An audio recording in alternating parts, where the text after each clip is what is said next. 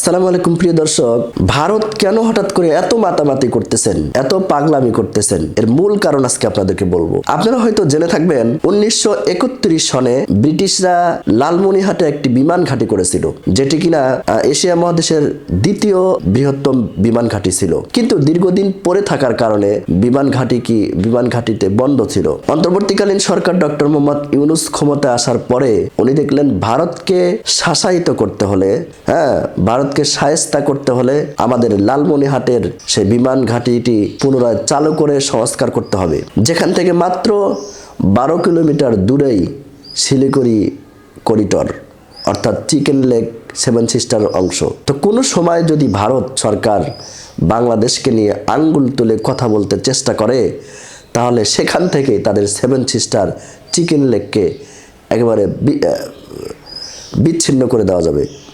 এ কারণেই ডক্টর মোহাম্মদ ইউনূস কত বড় একটা পরিকল্পনা নিয়ে কত বড় উদ্যোগ নিয়েছেন যে লালমনিরহাটের বৃহত্তম সেই বিমান ঘাঁটিটি চালু করার পরিকল্পনা নিয়েছেন। এটা দেখে ভারত সরকার কিন্তু আতঙ্কিত। ওরা ভাবছে যে হঠাৎ কেন দীর্ঘদিনের পড়ে থাকা বিমান ঘাঁটিটি চালু করছেন ডক্টর মোহাম্মদ ইউনূস।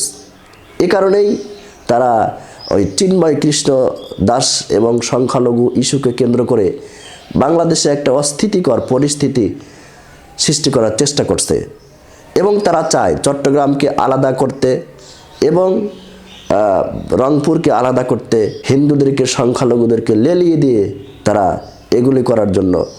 ডক্টর মোহাম্মদ ইউনূস তো আন্তর্জাতিক মানের খেলোয়াড়, বিশ্বের সবচেয়ে বড় বড় ব্যবসায়ী এবং সবচেয়ে বড় বড় রাজনীতিবিদ যখন কোনো সমস্যায় পড়ে তখন ডক্টর মোহাম্মদ ইউনূস স্যারের কাছে আসে, সমস্যার সমাধান করে নেয়। তো ডক্টর মোহাম্মদ ইউনূস তো একটা মাল, উনি তো জানেন ভারতকে কিভাবে শায়েস্তা করা যায়। এজন্য অনেক বড় একটা উদ্যোগ সেই লালমনিরহাটের বিমান ঘাঁটি চালু করার কার্যক্রম।